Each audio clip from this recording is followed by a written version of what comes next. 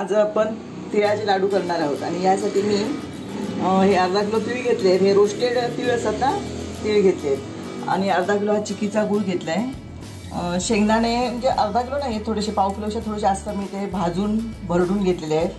आणि हे सुक्या खोबऱ्याची एक वाटी किसून घेतलेली आहे, तिथं भाजणार आहे मी आता. आणि ते तीळ पण भाजणार आहे आणि थोडीशी वेलची ह्याला लाडवासाठी. तर मकर संक्रांत आहे आता आणि मकर संक्रांतीमध्ये थंडी असते आणि थंडीमध्ये आपल्या शरीरात उष्णता निर्माण करण्यासाठी आपण तीळ आणि गूळ या दोघांचा उपयोग होतो आणि म्हणून मकर संक्रांतीला तिळाचे लाडू करतात. बाहेरही विकत मिळतात पण घरातले लाडू आपण करतो, त्याला वेगळीच चव असते. आता हे तीळ ते रोस्टेड आहेत पण मी थोडेसे भाजून घेणार आहे आणखी. त्यासाठी गॅस पेटवते, त्याच्यावर स्टीलची कढई ठेवली आहे, पॅन आहे आणि पहिल्यांदा मी गरम झाली की पहिल्यांदा खोबरं भाजून घेणार आहे. खोबरं जास्त नको, नुसतं थोडंसं आपण खवटपणा वास येऊ नये यासाठी खोबरं आपण नुसतं गरम करून घ्यायचं आहे आणि नंतर तीळ गरम करणार आहे. सुकं खोबरं मी बारीकच किसून घेतलं आहे, फक्त मी हे गरम करून घेणार आहे. जरासं हलवून घ्यायचं कारण ते खवटपणा वास येऊ नये त्यासाठी.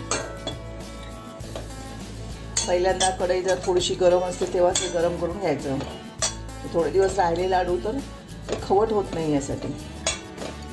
आणि सुकं खोबरं लाडवामध्ये घातलं त्याला खुसखुशीतपणा येतो, सुकं खोबरं आणि शेंगदाणे घातल्यावर.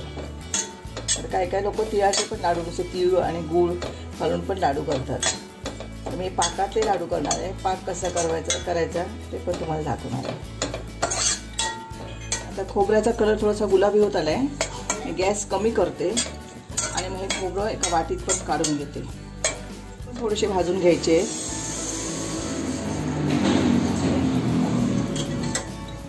ते परतत पाहिजे चांगले करपतील म्हणून, कारण ते ऑलरेडी आधी भाजलेले असतात. तर थोडेसे परतून घ्यायचे, खमंगपणा येण्यासाठी आपण परतून घ्यायचे.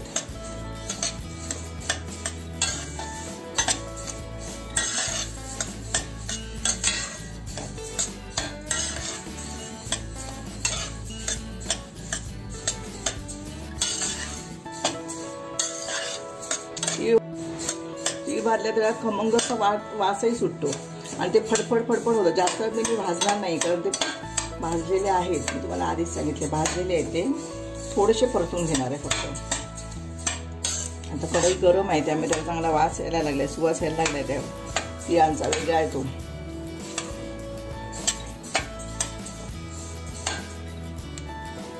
बघा आवाजही येतोय फटफटाचा.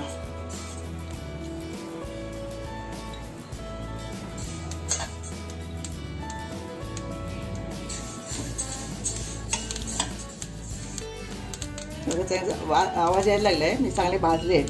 आता तुम्ही ते ओतून घेते.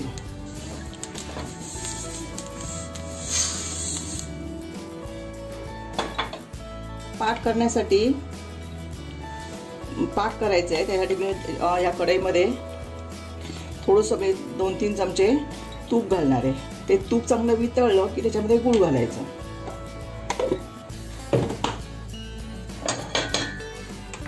बघा तूप वितळलंय. गॅस मी अजून कमीच ठेवलाय कारण कढई पहिल्यांदा गरम होती. हा चिक्कीचा गूळ घेतलेला आहे. चिक्कीच्या गुळामध्ये लाडू चांगले होतात, खायला पण जे आपल्याला चांगले वाटतात ते. त्यासाठी आता मी याचा पाक बनवते. असं हलवत राहायचं म्हणजे गूळ पटकन वितळतं.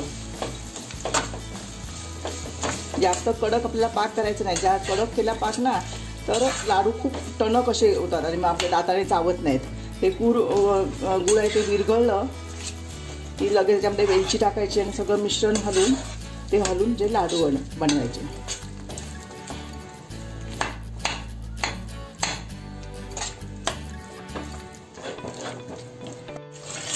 पाक आपला होतोय. अजून गुळाचे कुठे कुठे खडे आहेत बघा, हे सगळे खडे. गॅस कमीच ठेवलाय, गॅस फास्ट होता हा पाक जळेल म्हणून गॅस कमीच आहे. आणि सगळे खडे विरघळले की मग आपला जास्त नाही घट्ट करायचं आहे पाक. हे सगळं मिश्रण आहे बघा. इथे मी शेंगदाण्याचा कूट, खोबरं आणि तीळ एकत्र केले. आता ह्याचमध्ये मी 1 चमचा वेलची घालते. काय लोक वेलची घालत नाहीत. वेलची तो आपल्याला वेगळा म्हणजे चांगला सुवास आहे ना ते आपण घालतोय. इथे मी अर्धा चमचाच वेलची घालते आणि हे सगळं मिश्रण मिक्स करून घेणार आहे.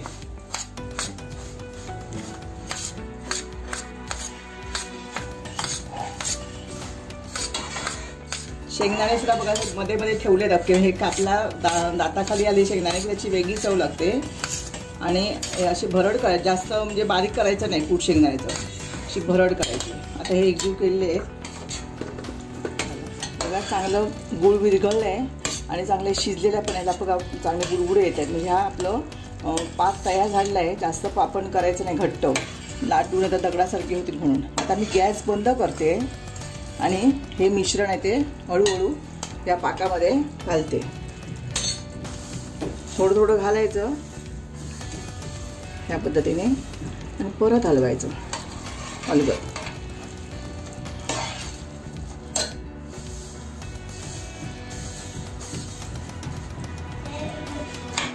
आणि हा गरम असतानाच आपण जे लाडू वळायचे आहेत, नाही तो पाक सुटला की नंतर लाडू वळत नाही. मग त्या परत थोडंसं गॅसवर ठेवायची कढई आणि गरम करायचं आणि मग लाडू वळायचे. लाडू वळताना आपण थंड पाण्याचं आपल्याला थोडंसं हात बुडवायचा आणि लाडू वळायचे.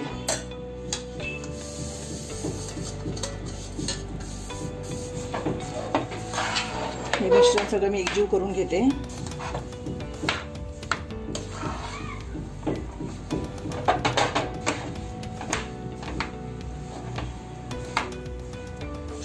गरम आहे तोपर्यंतच मी काय केलंय, पाण्यामध्ये हात बुडवून ह्याचे आता लाडू वळायला घेतलेत. आणि ह्याप्रमाणे आपण हे लाडू वळायचे, जे आपल्याला हवे त्या आकाराचे, लहान मोठे.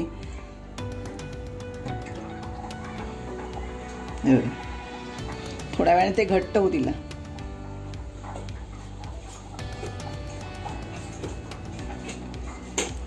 असे लाडू आपण वळून घ्यायचे. थोडासा मध्ये गरम आहे, हाताला चटका बसतोय, त्यामुळे थोडासा पाण्यात हात बुडवायचा.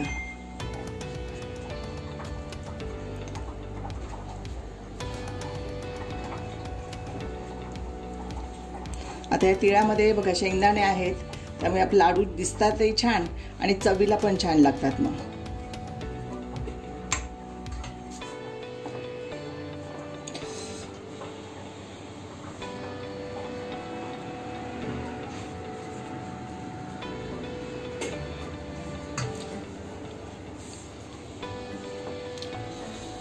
तर या पद्धतीने आहे मी बाकीचे सगळे लाडू करून घेते आणि नंतर तुम्हाला दाखवते कसे लाडू झाले ते. आपल्याला हवे लहान मोठे त्याप्रमाणे लाडू करून घ्यायचे, पण सुरुवातीला आपण त्याला आकार देण्यासाठी जरा हात भाजतायत, कारण पाक गुळाचा पाक खूप म्हणजे गरम आहे तो. हे बघा बाकी सगळे लाडू मी करून घेते तयार. तर मित्रांनो, मकर संक्रांतीला सुगट पुसताना लागणारे घरात केलेले तिळगुळाचे लाडू हे तुम्हाला कसे वाटले हे आम्हाला नक्की सांगा. व्हिडिओ आवडला तर व्हिडिओला लाईक करायला विसरू नका आणि चॅनलला नक्की सबस्क्राईब करा.